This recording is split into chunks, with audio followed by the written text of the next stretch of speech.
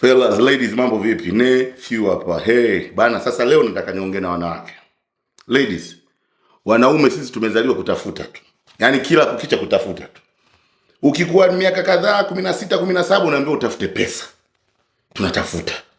Ukiendelea mbele 20, 30 kadhaa unaambiwa tafuta mke. Tunatafuta.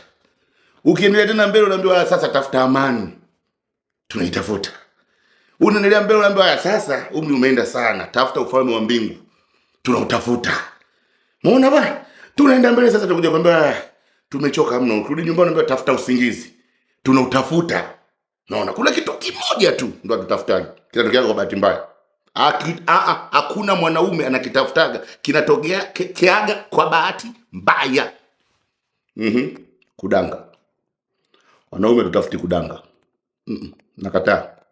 Ni bahati mbaya, vingine tunatafuta ile kudanga. Yeah. Okay, tuzime simu kama kawaida kazini. Baadaye.